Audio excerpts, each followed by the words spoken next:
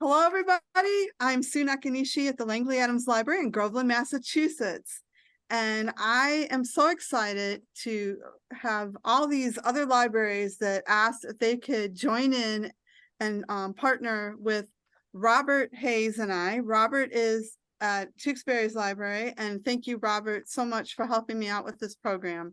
I'd like to thank Andover, Ashland, Burlington, Canton, Carlisle, Cohasset, thank you. Danvers, Dover, New Hampshire, Falmouth, Foxborough, Guilford, New Hampshire, Groveland, Hamilton, Wenham, Hanover, Ipswich, Lexington, Lowell, Manchester by the Sea, Marlborough, Maynard, Melrose, Methuen, Middleton, Needham, Newport, New Hampshire, Newton, North Reading, Norwell, Rowley, Stowe, Tewksbury, Tinsboro, West Newbury, Westboro, Westford, and Wilmington. Thank you all for joining, and everybody, because I know there's more than just those libraries from other people that are joining us tonight. I would like to introduce everyone to the Assistant Director of the Social Media at Kensington Press. It's thanks to Kensington Press that I and Robert and I are both able to have our special guest tonight. And I'm going to turn it over to Lauren and let her introduce these wonderful, awesome author sisters. Thank you. Hi, y'all. Like Sue said, I am Lauren Jernigan. I am the Assistant Director of Social Media for Kensington Publishing Corps. I am really excited to be here. So thank you so much to Sue and Robert and all of the libraries for letting me come and run this chat. I love getting to do these types of events, and I really, really love getting to do these events with these two awesome, amazing superstar ladies. I have been working with them for almost 9 years now in January, which is, I'm gonna not talk about ages anymore because that just really hit hard. I didn't realize how long it had been, but I have had the complete honor of working with both of these authors for almost 9 years now, and it is always such a great time. So I'm really looking forward to asking them your questions and getting to have this conversation. So without further ado, please join me in welcoming Lisa Jackson and Nancy Bush, the amazing New York Times bestselling authors of so many of all of our favorite thriller mystery novels. Thank you, ladies, so much for agreeing to do this conversation with us. Thanks for having us. Yes. I thought before we dive into all of the reader questions, I would have you both just introduce your newest books to everyone, just in case they maybe haven't checked them out yet. If they, if you just want to give a shout out, I know you guys are working on tons of books all the time. So if you don't remember the key points, that's okay too. We can dive into it later. But Nancy, I'm gonna let you go first because your book is easier for me to reach right now. So. Okay. Well, the camp is kind of an amalgam of all those horror camp things. And I have, it's part of the River Glen series. So my people from The Babysitter and The Gossip and The Neighbors, that are the 3 books ahead of it, show up again, and they're all at this camp that terrible things have happened, and some of them were there before, and now they're back and more bad things happen. I think that's a great way to sum up pretty much all of your books is bad things happen just around every corner.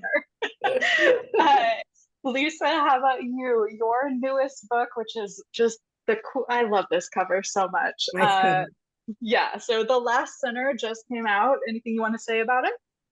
The Last Sinner is the latest book in the Montoya Bent series, and it has all the characters from the previous New Orleans books that everyone seems to like. Those characters are getting pretty old now, but this book centers a little bit around Christy Bentz, who is Detective Rick Bentz's daughter. And it was fun to go back. I hadn't written one of these books for, I don't know, 5 years, a long time. Other books got in the way. And so going back, of course, you have to remember, you know, who's married, who had a kid, who died. Oh, Lord. Anyway, I got to go back and I got to explore Christie's life, and Cruz Montoya, who was in one of the previous books that was such a good one. What was the name of that book? Oh, I should be looking at this, but I can't. I can't come up with it either. It's the one where the woman, the nun. Well, Is anyway. it Devious? Yes. There you go. Thank you to David. He got it. Yes, thank Very you. devious. It's devious. The reason I can't remember that, the title doesn't go with the book to me in my head. It wasn't my title. And so I think, and I see the cover was great. But anyway, Cruz Montoya showed up in that book, and he was, a lot of people ask about him, and I really loved him. He kind of flew off on his motorcycle. So he came back, and I enjoyed reconnecting with all those characters. And I also was able to bring in that book some a mystery that had started in the original book of the series, which at that time I hadn't planned to write a whole series. So it was a lot of fun, and I enjoyed it. And I should have a list of my books sitting in front of me so I don't look like an idiot. No, I think it's totally understandable. Again, based off of the number of books that you both write around the clock, like I think we all understand. Hopefully. Yeah. Well, speaking of how many books you guys are always writing, always working on, we have a reader who is curious, how long does it usually take you to write a book? Do you usually have a certain amount of time you spend writing it, or does it kind of fluctuate and change? Each book is different. Nancy and I each write off of synopses, and I usually write a synopsis of about 40 to 70 pages. And is yours shorter, Nance? No, they can be, but generally I think about, 40, 50 pages is probably about right. And that takes me almost 2 or 3 months to put together. Does it take you that long? Yeah. And then of course we don't listen to them later. Yeah, then you're going to go off the rails. Yeah. And then once that synopsis is approved, and maybe some tweaks are made to it by the editor, then it takes, I would say, 6 months to a year to write the book. Don't you think? Yes. And there's a lot of downtime with that. I mean, there's a lot of things going on in our lives all the time. So it might not, might not pick it up for a few months after you've been okayed for the synopsis. And then like when we're really pouring it on, I think it's about a 3 to 4 month pour on period. Don't you think? Yeah. So anywhere from, maybe if you threw in the synopsis, it's probably anywhere from a 6 month to 1 year gestation period, I would say. Yeah. And I do have to jump in, because you did make the comment about how you don't always follow your outline and your synopsis. And I happen to know that because I talk to your editor quite often. Oh dear. So I often, just a little background, I often get told the very early idea of what the synopsis is going to be. And then by the time he gives us and launches the actual book, it never matches the notes that I had at the start.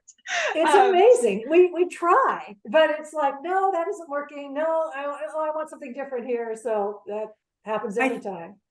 When you start to write a book, it takes me to about page, I would say, almost 150 of double spaced before I really know the characters and I really know the story, and I'm in it.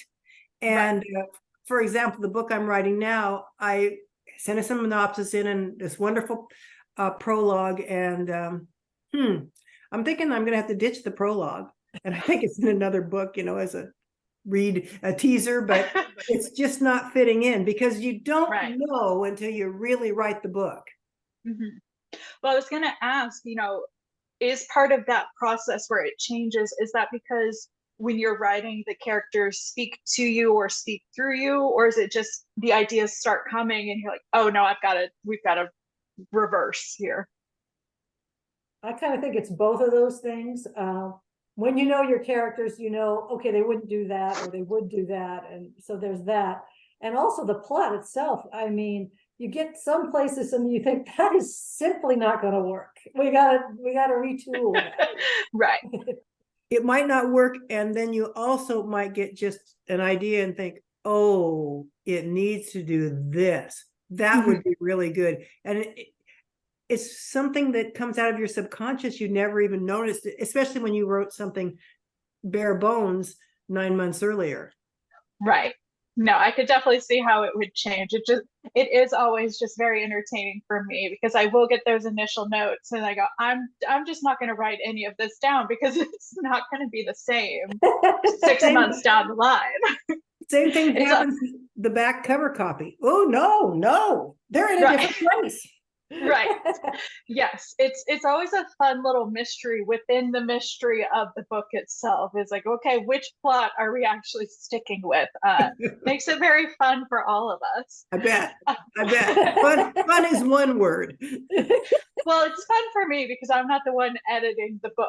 I just get the back end of it. But speaking of the craft process and the writing process, we have a reader who is wondering, what is your favorite part of the writing process, or, of the newest books you've written? What's your favorite part when you're doing that, when you're getting into it? You mean not the end, not writing the end? I mean, if that's your favorite part. I think there's all sorts of different parts. One of the things I like is actually coming up with a story idea. And even though we migrate from that idea, I love that part of it. I don't know about you, Nance. Yeah, and with that comes because of the way we write books, where we write the proposal, send that in, and then there's maybe a gap of time, and before you're really getting back into that, you might write another proposal in between there, because it's kind of keeping it going.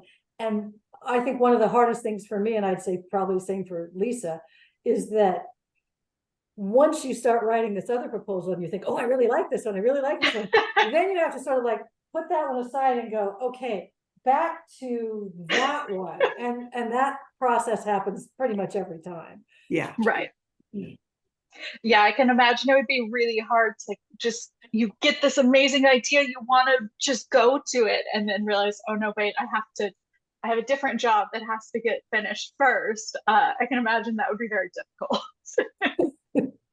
Sometimes getting into a book that you've pre-agreed to write, you think, what was I thinking? I don't get this. I mean, and it takes, because you've been doing other projects and your own life and all these sort of things. But sometimes you get right into it, though. I mean, it's amazing. You never know exactly. Well, what I was saying is, this one that I was writing that I didn't really want to get into, I've loved it. Once I got into it, I loved it. But there was something about it that I thought, oh, I don't know, I'm not ready for that one. Oh, I'm not. And once I got into it, I thought, what was my problem? So are we speaking too weird here? No, not at all. I'm following along. I do want to take a moment, because I was hearing from a lot of people as we were talking about this event that a lot of people are surprised to learn that you're sisters. To me, it's never a surprise. I always think, how do people not know? Like, especially, but then I realized, oh wait, I've talked to them so many times, and they're clearly so in sync to each other. Yeah. But I thought it would be great to take a moment and just talk about how you both got started with writing, because it is a very interesting start to writing for anyone who isn't familiar with your background. So I'll let whichever one of you wants to talk about it first. But please. Nance can handle this. I was working for Lisa's husband and doing some bookkeeping at the time. A few years ago. Yeah, ex-husband now, but at the time, this was way back. And we had little children who are in their 40s now, but anyway, at the time, they were like 1 and 2, and there was an article in Time magazine. It was when Reagan was shot on the front cover, that was what it was, and it was called Moment of Madness. And I was just kind of flipping through it, and they had an article in there about how young mothers, after the last bottle was washed and the kid was put to bed, would drag out their typewriters and create these love stories. And so, you know, they were writing these romance novels and it was just all just the industry was kind of popping at that time with romance. So we went to dinner, Lisa, myself, and another gal, and our husbands. And somewhere during there, I said, "Hey, did you read this article?" And you'd read that article, right? Yes, I had read it. And you I said, I think we could do this. and I said, "Are you out of your mind? We've never read a romance novel. Are you crazy?" We liked mystery and suspense. So I thought it was a crazy idea, but you then pick it up from here. the next day I go to my real job, which is babysitting a bunch of kids under 4. And I looked around and I thought, oh my God, who am I to say, why am I a naysayer? You know, you never hear that. So I gave everybody a bottle and pulled out, for those of young ones, a manual typewriter and paper that was recycled back in the day that looked like Roman meal bread or whole wheat bread. And somehow I typed 7 pages, and the typewriter was so bad that it cut out the middle part of the E, so there was just a hole in the paper. So, but I was Little holes.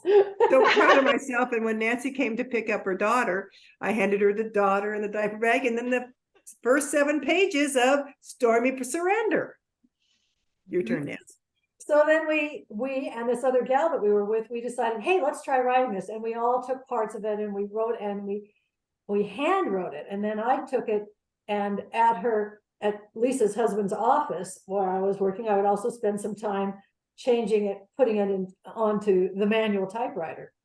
And we got it done in a few months. It wouldn't take us that long, maybe 4 or 5 months, somewhere in there. And we sent it off to, we picked up the Writer's Digest, and we were like, where can we send to these publishers? So we had all these addresses, and we took copies and we sent it off, and we were rejected all over the place. Oh man. But some of the rejections were positive. How's that for making lemonade out of lemons? And At least you both can laugh about it. we were encouraged. We truly were. I mean, there were those that said basically don't darken our door again, but Yeah. Yeah, if they gave us a hint, like, well, we're not really buying, because we had some suspense in it, of course. And it was like, well, we're not really buying suspense, but if you kind of care to try again without that, we were like, cool, all right, sure. So then we split up, and Nancy started writing teen romances that were a new thing. And I was writing the longer silhouette special editions, and Nancy sold her first book. The first book she wrote on her own. I guess the other person and I were pulling her down. It's all about timing. No one was pulling anyone back. Absolutely, they were bumping up. Silhouette at that time was bumping up from 2 books a month to 4, and my book came across the transom just about at that same time. So they were like, they called me up and said, we want to buy it. And I was like floored, but yay. And it really gave us encouragement after that. And then it wasn't like smooth sailing after that. I mean, we had our ups and downs, boy, that's for sure. Remember, it's been almost 40 years.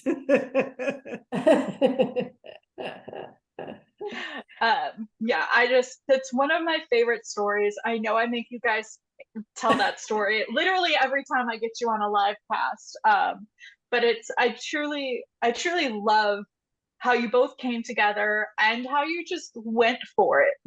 Like you said, Lisa, you were very much like, I don't think so. And then just the next morning we're like, well, why not? Let's try. And I love that attitude.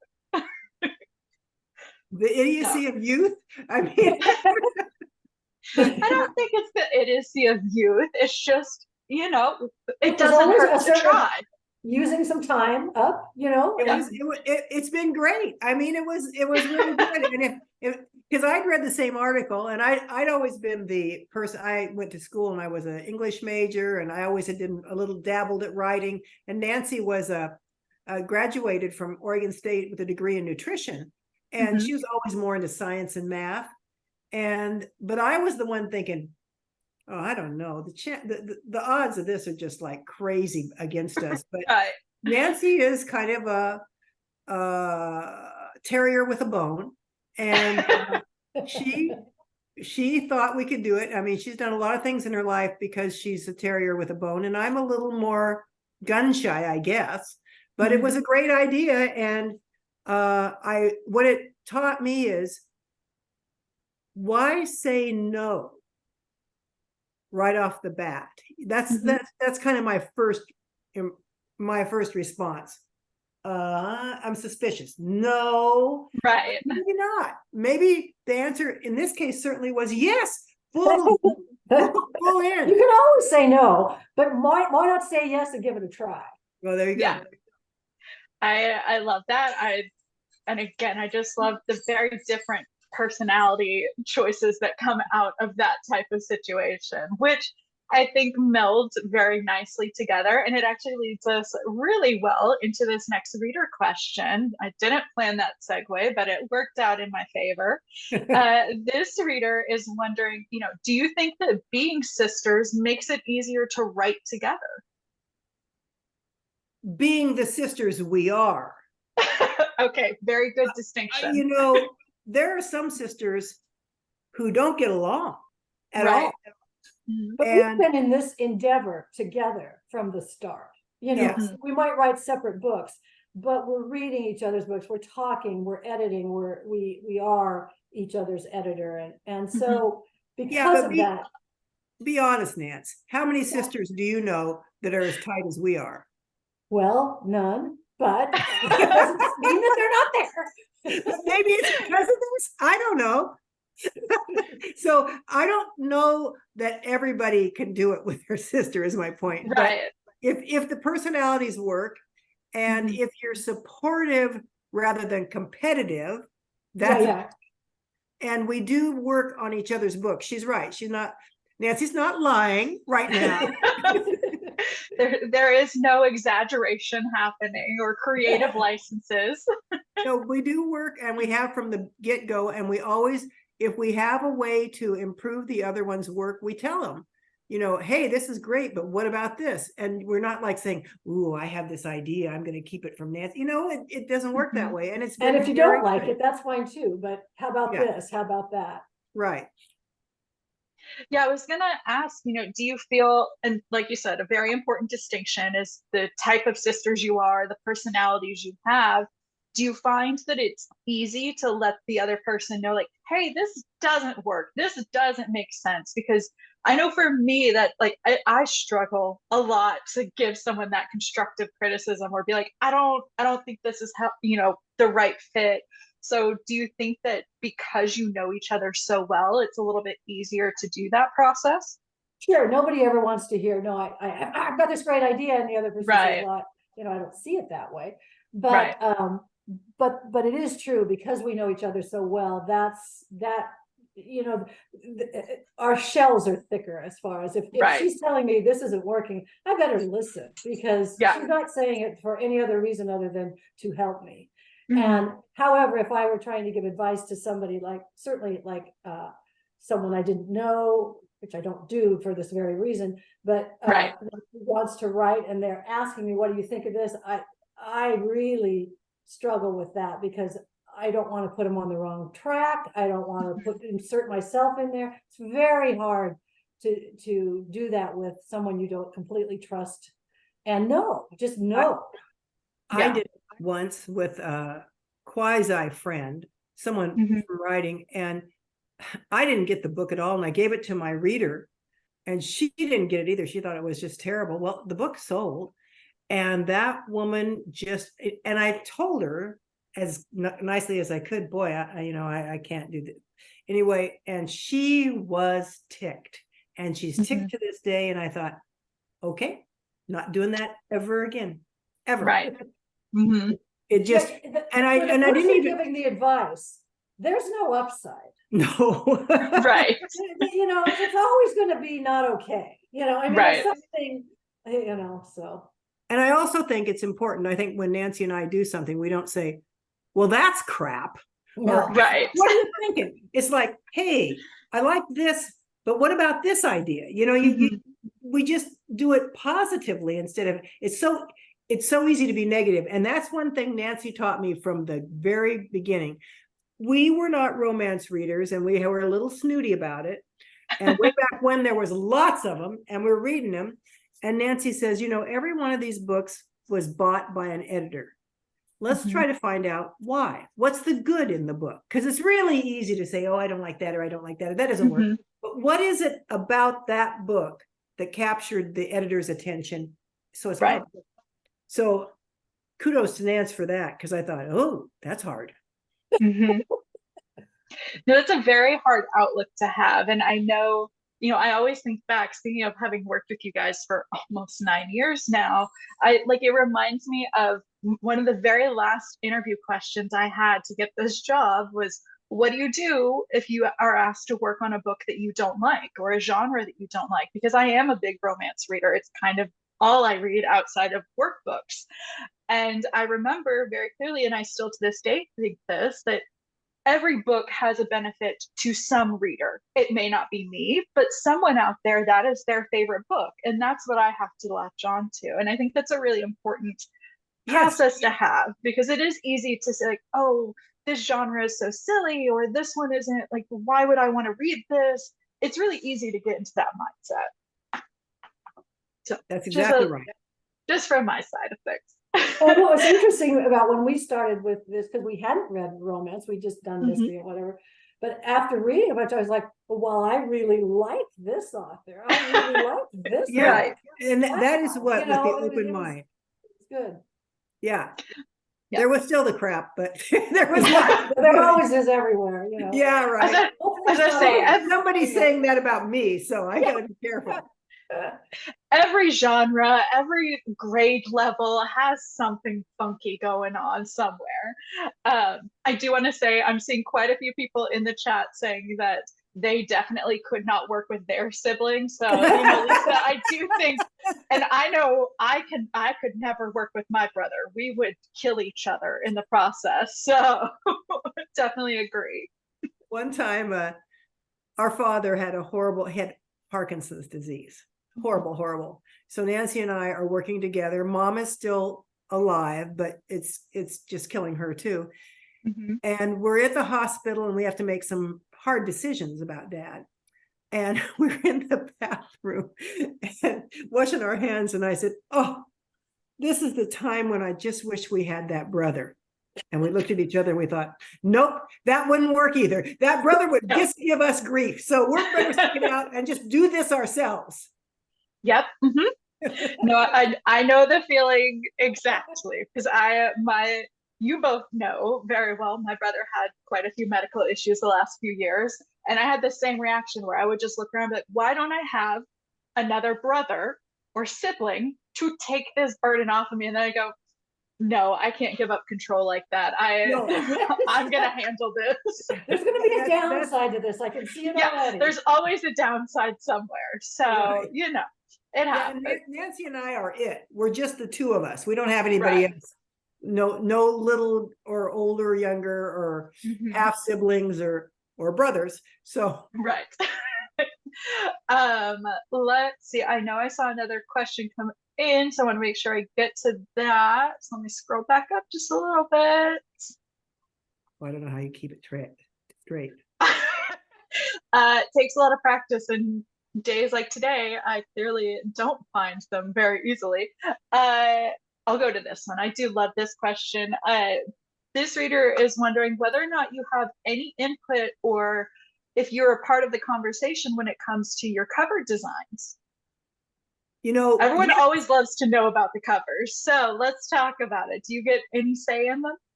Well, I don't say, hey, I've got an idea. The art department, which is really pretty wonderful, comes out with an idea from the book, from the synopsis, and that magical piece of paper. That's right. And so then I get to see it, and most of the time, sometimes I don't see it, but it's by the time I see it, it's pretty much set, and just recently there was a cover that came through for the book that I'm writing now, which is called Our Little Secret. And it's a beautiful cover. Beautiful cover. Purples and pinks and shaded turquoise. And I thought, well, this is a beautiful cover. My name looks good and everything, but where is the suspense in this? Right. Anybody who doesn't know me is going to think, But what is that secret? Is it a happy secret? right. I don't think so. So anyway, I said, I really, really, really like this cover, but I think it needs to be darker. And then they came up with some blood spatter or something. Now that cover may not come to fruition because I don't have the final say. The final say comes from the sales department. They have to be the ones. I don't even know who has the final say. I just get told. I just get told when it's ready. It's some mystery person. Well, the sales department, at least that's who they tell me. Yes. Oh, yeah. I finally say, oh, yeah, that works. Yeah, whatever. Sales doesn't like it. We have to start over. Okay. Yes. And I always think sales knows more than I do about selling books. So I go with it. Yes. Yes. They're very good at what they do, even if sometimes I'm like, yeah, but Instagram would like something different. You know, I've learned I've gotta listen to the experts sometimes. Nancy, how about you? Do you get any like say, or is it the same process for you? Pretty much the same process, but they've really been hitting it out of the park. I really thought the camp was a great cover. I like the lettering. I'm obsessed with this cover. Yes, yeah. It's wonderful. All of that whole series, Nance, you know, the babysitter, the camp, the neighbor, is it the gossip? Yeah. I thought every one of them was really good because it conveys what the book is about. Yeah. Yes. I like them. Yeah, I will say the first time I saw the cover for the camp, I was like, oh, this is a horror movie that I would never watch. I can't, I don't do scary things. And this cover, I was like, oh, this is going to be too much for me. All right, so we do have some more questions coming in. I want to make sure I can get to as many as we can. Okie dokie. All right, so we've got a question coming in from Sue's library group. They're wondering, how do you come up with your new ideas? Where do you get your inspiration from? You know, we used to say, look to the news, but I don't do that anymore. Oh God, no. Right. Little dangerous now. But everywhere. One of my books that I always talk about is Without Mercy. See, I remembered the title. And there you go. I was going to write this other book, and I'm driving, and it's a beautiful day, and I'm got the radio on, and I'm listening to the radio, and I'm at a stop sign, and they start talking about if you have a troubled teen, we have this academy for him, and they have the mom. Well, we didn't like where little Johnny was going with his friends, but we sent him to the ABC Academy. We came back with a wonderful new teenager. And I sat there and I remember my children, and I thought, that wouldn't have worked for them. And what if you sent your kid and it was a bad thing? And what if, and then I hear, me, the guy behind me, the lights turned green, I'm musing away, but I did a U-turn and I drove back and I called John and said, scrap everything. This is what I want to write. That was an inspiring moment. What about you, Moon? I don't know. John, speaking of him, he was the one that kind of brought up the babysitter. When I began this series, he said, he was just talking about how the original Halloween movie was about a babysitter who, you know, is terrorized by Jamie Lee Curtis and all that. Anyway, and it was just kind of like, the title was right there. And so it was kind of like, I had a story set in a high school, kind of mostly around, and you know, it was around Halloween, so they had some of the same kind of stuff. And I think it's one of my books. It's one of the ones that people like the most. I think it kind of captured it, I guess. That one is you read such that a one? good one. It's not a horror one. It's not a horror one. I have read that one. It was scary, but not too scary. So I was okay. I did get through that one.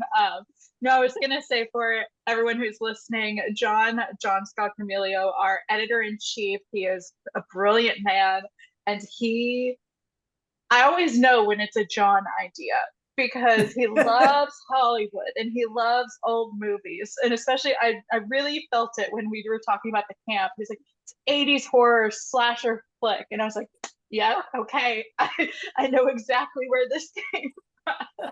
I've had to watch some of those, is it Friday the 13th? I guess it's, is that Jason? Yeah, it's Camp Crystal Yes. Lake or whatever it is. Yes. And I got a large charge out of it because, there's Kevin Bacon, I mean, you see these people from way back when. It was fun. I will say, still never seen it. I still will not watch it. It's too much for me. All right. So let's see. Oh, I love this question. This is really great. Earlier in the chat, you guys mentioned that not always do you get to be the one to come up with the title for your book. Sometimes it does come from either the editor, sales, someone else has come up with the title. Where in the process would you suggest a title if you were trying to suggest one? If you really wanted a title that you're like, I like this one, where would you throw that out there? Well, I'd start with it. If I had it, if I wanted it, I'd put it right on the proposal. And then if they said, we don't like the title or we'd like to change it, I'd be like, okay, well, what have you got? And then, let's do that. And, but to be honest, mostly I find that, and this may be just from years of doing it, I'm like, what do you think? Anybody got an idea? I'm much more likely to just sort of throw it out there. So I don't know. What do you think? Well, I always have a title, but I usually have crummy titles. To be honest, I really don't have really great titles. Once in a while, there's a good title, and I can't even think of one. But once in a while, I think, ooh, they got to stick with this one. But most of the time, I don't care. But unfortunately, sometimes I feel like I don't connect them to the book. They're a little too generic or something. I mean, they're a good title, but I can't connect it to the book. Probably because the book is already written when the title comes through. If the title now, in the one I've got now, John came up with a title and it fits perfectly. And so I can play. He's good at that. He's good at that. But I need to know, I kind of need to know it midway through or something, because otherwise, like Devious. Yeah. The Nun one. Yeah. Okay. Right. Yeah. I mean, to be fair, it's not just your books that have that happen sometimes. No. There are a number of mystery and thrillers that sometimes I look at the title, I'm like, this tells me nothing. I don't know where I'm going with this. But you always love it. You can be too generic. I'm reading a book now called Horse, and it's about a horse. And I thought, it fits. and I really like the book so far, but when my friend is saying, oh, you'll like it, you'll like to read Horse. Well, I Google horse, books, horse, and there's pony this and that. Is it just horse? Did she get it wrong? And I was kind of questioning if she had the right title. And sure enough, so I can't just say bloody mystery, or it has to be not as generic as that. Well, another one that the title comes first is, and John helped on this, the next book that Lisa and I are writing together. There you go. I was waiting to see when it would happen. Is Nowhere to Die. And it takes from my Nowhere series, because I have nowhere to run, nowhere to hide, nowhere safe. And Lisa has the To Die series. And so he came up with the two, and we have written the proposal and are, as soon as we're done with what we're doing, we're hoping to jump onto that one and get into Nowhere to Die. Yeah, so that really works. Because the characters are from those two series. So it's brilliant. Yeah, and I love a good mashup, and a mashup title is so fun.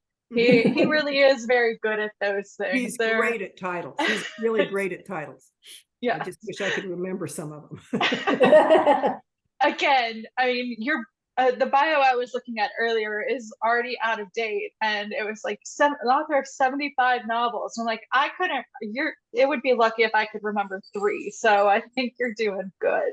Okay, well, you didn't write them. You should be able to remember that. That I can't weigh in on that part. All right, I love this question. This was asked a little bit earlier, so we're going to go back into crafting just a little bit and your process. This commenter said, let's say that you're feeling uninspired, you're sitting at your computer for an hour, nothing is coming out. How do you get your creativity to start? Play Wordle. I like it. I love a good game. Reading. I think of a book I'm reading. Or I might go for a walk. Yeah, I go for a walk, play with the dog. Nancy and I sometimes when we're together, sometimes we're together because the family has a beach house and we write there. And then we'll do crossword puzzles and stuff like that, or go out to get a pizza or something. But just you need to break it up. You need to have a new perspective. And sometimes this sounds weird, but watching a movie or something that just gets you out or reading a different book and you say, oh, what was I thinking? You just need to break that clog. Right. I had never had writer's block until this past spring. I can't remember what it was about, but I really had it badly and for days and days and days and weeks and weeks and weeks. And I think in my case, there was a lot going on in my personal life. And so I just couldn't focus. That's where I have a lot of trouble when I'm focusing. When it's winter in Oregon and you can't go out and it's dark for about every hour except for 4, that's the best for writing. That's really good. You can't go for a walk. You're just stuck there with your cup of coffee and the fire, and it's kind of wonderful. And then you want to escape, and it makes it easy, right, Moon? Yeah, I totally agree. Yes. Speaking of, being in those atmospheric locations, and like you said, you're in this place where it's always dark out, it's freezing cold. One of the things I loved, especially about these 2 books in particular, is that they are very atmospheric. You feel like you're in these locations. The Last Sinner is in New Orleans. And as someone who has always wanted, I'm next door to New Orleans and I've never gotten to go, reading the book was like, I both want to go more and also don't ever want to step foot in that city now because it feels so scary. I never wanted to go to a summer camp woods location, so that didn't change anything for me reading this book. But I am curious, how do you both, do you go to visit these types of locations to get your ideas and get your inspiration? Do you draw from that real world? Or is it just, this is what I picture this feeling and looking like? That was a very long-winded question. Sorry. I like to go. Lisa and I went to camps when we were young, and I sent my daughter to camps, and so there's some of that you kind of right. know. And watching those horror movies, you kind of got an idea. Well, that's true. We grew up in a time too where we were outdoors in the woods and stuff, right, Nance? Yeah. When at Taddy Dickie's house and stuff like that. So that it's part of the Oregon thing, the campfires and stuff like that. And for me, I like to go to the places. I feel very uncomfortable if I write about a real city that I haven't been to. And New Orleans, I had not been to, and John wanted the book that I was writing to be set there. And I thought, oh, the culture is so different. Not the atmosphere, the weather, the history, the culture, the social strata. It's all different from what I'm used to. But so I did go there, really blended in. Yeah, I'm sure it was just very seamless. But anyway, sometimes you can't. And Mhm. I like to make fictitious towns because then I can do what I want with them. But you got to Mhm. remember, you got to make a map so you know that you're going the right place and stuff. Then you don't mess Right. up too much. So say there are definitely pros and cons to either side of it, but I I could definitely see if I were to write, if I was writing a fake town, fake city, the locations of everything would definitely be my downfall. So probably best to stick to real places. Um, let's see. Okay, love this. This reader is curious. Do you feel it's most important to have strong characters or mind-blowing plot twists or epic settings when building your novel? Which one do you focus on the most? Start with plot for me. Mhm. Then you got to get those characters, because if you don't have the Yeah. characters, nobody cares. So, and as far as setting, yeah, I mean, we pretty much stick to, okay, so Lisa is in New Orleans sometimes, but mostly it's like somewhere in Oregon or California, or Washington. I mean, I'm pretty good on all of those states. But I don't venture too far out. That I did do one book was in the Caribbean. So I mean, good. But like Lisa said, you kind of want to go there. I was there, and so that was Right. made it. But so I lost the question. it was Oh, you're good. sorry, I went on that. It was No, about you're okay. the plot, the character versus Oh yeah. The plot and I like to add the atmosphere of wherever I am into the book. I think it's almost another character. But I just read a book that was a really good book, and I don't know where it was set. I don't know what those houses look like. They just drove cars. They didn't drive a certain kind of car and everything. And still the plot worked and the character worked. So there seems to be more of that. There's a couple books that it makes it go faster. The story moves faster, I think. But it's sort of a nameless city or a nameless and it place. doesn't seem to have a flavor, but the story works, the characters work. So I'd say probably, unless that's integral to your plot, like in the camp, Nancy's camp would be, or her neighborhood, that'd be integral. It's probably less important than plot and characters. We always start with plot, but the book seems to then, like I say, I don't get into it till page 150 because then I know the characters. The characters before are just pawns on a chessboard, but once you start building them, and people write, And then you go back and you rewrite the first however, because now you've got your character. And so instead of just sort of having a placeholder almost, it's like now you've got the story. I remember going to a writers group once where they did a character sheet. And it was your character's name, age, hair color, eye color, favorite book, whatever. And I looked at that and I thought, I don't think this meets what I need for a character. What I need for a character is how they grew up. What was their religion? Were their parents together? Did they have siblings? Where did they live? Backstory.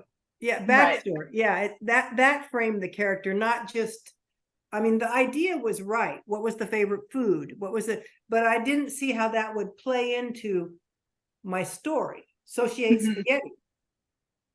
Right. So I think the character grows as you write the story. And that's where they come from, in my opinion.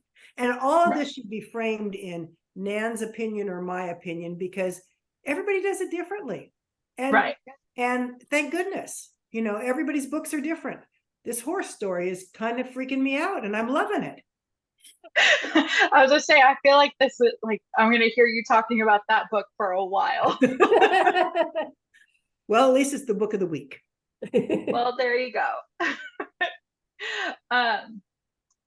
Speaking of books and what you're reading, do you both, obviously you are mystery thriller suspense writer, so we have to assume that you read mystery thriller and suspense, but do you try to read other genres when you're in the middle of writing? I know from experience some authors that you can't read in genre when writing because, you know, it messes with their flow. So I'm curious, you know, do you read different genres while writing, or do you really just stick to that mystery thriller suspense? Well, I like to stick with the mystery thriller suspense pretty much while I'm writing. However, just this last week, my daughter talked me into reading Fourth Wing. Fourth Wing? Is that Oh it? boy. Yeah, the That fourth was wing. good. I am surprised by that one. It's way off from, but it Yeah. was a good ride. I got done with that and I thought, all right. And it was, it moves so fast that and there was all this praise for it and everything. And so I thought, oh, okay. Nope, it's pretty darn good. I try to read, I haven't read Fourth Wing, and I haven't read any Colleen Hoover, but I try to read what my friends, well, they've thrown me some bad ones before, but what my friends like, what my editor reads, recommendations, or if you just kind of keep hearing about a book. I kept hearing about this book, Lessons in Chemistry, and I thought, well, that sounds like a horrible book. Fabulous. Great book. I haven't quit talking about it till I picked up Horse. I mean, fabulous book, and anyone, especially my age, or any woman, should read that book. And I just thought, oh man, this is great. So that's definitely not my genre. I think it's important actually to read something completely outside, because it does we were just talking about, like, if you have writer's block, what do? Something like that really, and it kind of shines a light on if you're stuck. I was having this problem writing this last week. I was kind of like, not sure what I think of this, whatever. And then I read that book and I just read right through it, and it's long. I mean, it's like 600 pages, but I got done with that and I thought, I know what I'm going to do. I know what it is. It's just, it energized me. And I think that books can do that. Lessons in Chemistry was another one, definitely, that I got done with that. And I thought, that's amazing. Great. I really like that. Yeah. Really, really fun. Let's say we've got some people in the chat who have also said they loved Lessons in Chemistry. And you know what, Lisa, you are not alone. Someone else is also reading Horse and they love it. And it's try Fourth Wing. It's something totally different, but I'm telling you. As I say, Fourth Wing is like 180-degree difference from what's being talked about right now. But you know what it is? It's really a sexy romance novel wrapped in a fantasy. I mean, really, that's what it is. And it was great. Yeah. I love a romance. I think I blow through a romance a day or every other day, so I'm all over it. We have just a few minutes left to our hour. I want to squeeze in this last question, maybe one or two more if we can get to it. We'll see what Sue says, but this reader is wondering, can you remember the funniest typo you've ever written? Oh yeah. So say, because I definitely have one that I think I sent to both of you at one point. So I'm curious to hear what you two have. It's the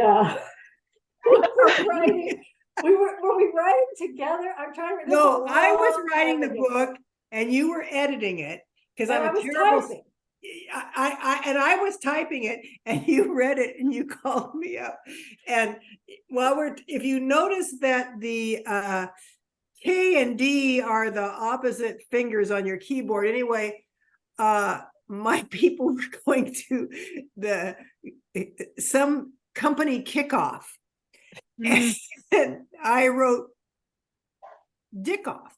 And Nancy calls me up. She's just chuckling. She says, I don't think the men are going to want to come to this. I don't know. That could be a very interesting place to take the novel. Anyway, that's the one I remember. And it's that's what I remember too. Yeah. The company. Kick. Oh, say, and I- then there was another one where some guy, he was supposed to wipe his hand across his lip and it came out lap. Nervously wiping his head. Yeah. We have had some fun. Yeah. it's so easy to make the world's worst typos, whether you want to or not. And I will say, like, I am a publishing professional. It's what I do. And I sent very official documents to many, many authors, you two included, where instead of the word add, ADD, there was an S instead of D's. And no one caught it for like a year. I sent this document out for a year before someone finally went, hey, I think you want to take a look at this. So it can always be worse.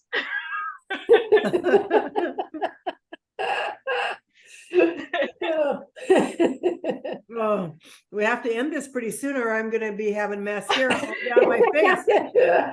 I'm so Just like sorry. my heroines. I saw There you one go. of the, I saw one of the questions kind of flip by and someone asked, when you do your 40-page synopsis, how do you do it? Yes. And I just wanted to speak to that. And basically, it's like we write a chapter or two, and then we write just a narrative. This happened, she did this, she did that. And it's just that. And so it's just a narrative. It's not like an outline. It just is a synopsis but really we write it from the beginning of the book, even though we've written a couple chapters and just write the story. And it's a skeleton because you get really got to flesh it out. Yeah. It's just kind of, you're gonna add a lot to it, but that's what it is. Yeah, it's a little bit like stage directions. Yeah. There's no real She goes to the feeling. Dick-Off party.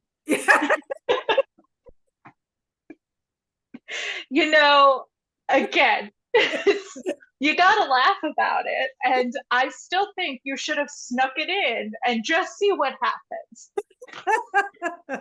Oh, that was a few years ago. Don't tell John I said you should sneak that in. He would not be as amused. No, I don't think so. He would catch it. My screen is freezing, so I'm so sorry if I'm talking over anyone, but I think that is our hour. And I saw Sue, you pop back on, so I think it's time. We're having a blast. We were Yeah. you have us literally, we're wiping our eyes, we're laughing so hard. This is You're great. having a blast because you have pizza. Yeah, that's right. Yeah, you get food, so Yeah. Well, I was polite. That's why I turned myself off. I didn't want to eat in front of you. We have no pizza. And Robert, it doesn't look like Robert has pizza either. He's still sitting at his computer. He's outside rocking to the concert. No, I just wanted you to see that I was being sincere. I wrote in the chat that we were having a blast, and we really are. Oh, And good. this hour just flew by, and that's why I didn't want you, there's no Robert is here, and Robert had way too much pizza. I feel like I'm the only one that hasn't had pizza He in a doesn't while. miss I'm a gonna have to thing. go find some. Yes, I want pizza now too. I know. Yeah. I'm like, now I've got to go get pizza. That's right. Started something, sorry. Anyway, you guys have been a delight. And Lauren, thank you so much for it's been, like I said, I think we felt like we've been watching a sitcom. Well, Well, thank like you I for said, having us. It was Yeah, really, thanks a really lot. great. And I even get to see my sister, who is not sitting next to me at the beach house right now, but clear over 100 miles away. So good. Yeah. yes, thank you so much, Sue, and to all of the libraries for letting me come and co-host this event. I love getting to chat with our authors, and I really love getting to talk with new readers and facilitate those conversations. So thank you guys so much for letting me come and host this little party. And thank you, Lisa and Nancy. It's always so much fun to get to hang out with you guys. Well, it's fun too. And Thank next you. time we will have pizza. We'll just eat while everybody talks. That's Let's why say, I unmuted it, so you could hear a live audience. What do you think of that? Instead of just talking to a screen. There we That's about go. it. I don't have a sound Yes. machine. They're really here.